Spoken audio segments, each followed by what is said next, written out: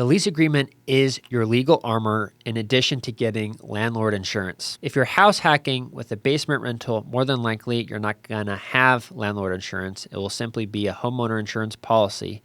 But under the lease agreement, your tenants will have renter's insurance. As a first-time landlord, especially house hacking, you want to have a very landlord-friendly lease agreement that is Utah-specific or for whatever state you reside in.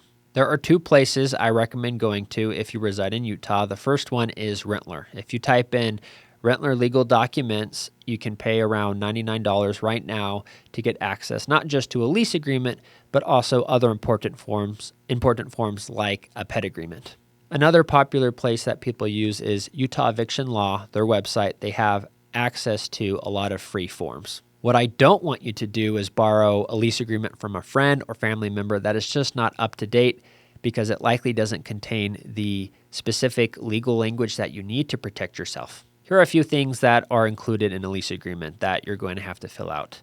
It's going to be like the rent amount, when is it due, the lease term. By the way, I always recommend a 12-month lease. How maintenance is handled, the pet terms, how deposits are handled, again, late fees, renter's insurance. This should be a non-negotiable, especially if you're house hacking. You want to have the tenant to have renter's insurance. There's also addendums, a utility agreement, move-in checklist. If your home was built before 1978, you need to have the lead-based paint disclosure. Also clarifies how you will collect rent and the deposits before move-in, the final walkthroughs, all those things. So use those two recommendations I have, but at the end of the day, if it's written by a lawyer in your state for your state, you should be good. After your tenant has signed the lease agreement, they need to pay the move-in fees. This typically includes first month's rent and a deposit. So for example, let's say that my tenant is moving in on July 20th. I'm going to charge them rent for July, the prorated amount, as well as August rent and a 1-month deposit.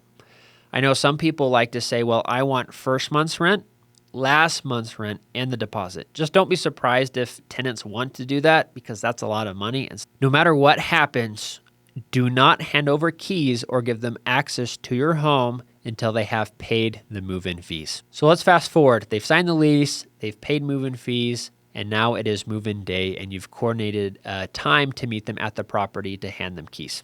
At this point, just put yourself in their shoes. They're moving. It's a stressful experience.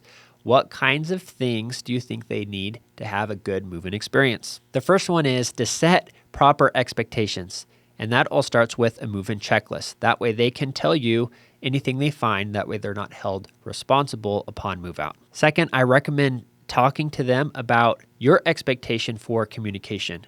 Do you prefer phone call, text, or email?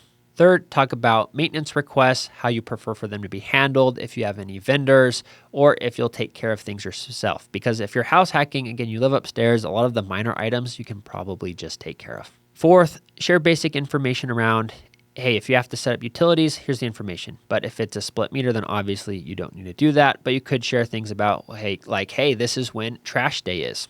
Here's the internet provider that you can use. And finally, in some way, shape, or form, you need to remind them that this is a business relationship. At some point, if it's getting beyond a business relationship and they're being too friendly or taking advantage of you, you need to reset expectations in terms of your role and their role in the relationship as landlord and tenant.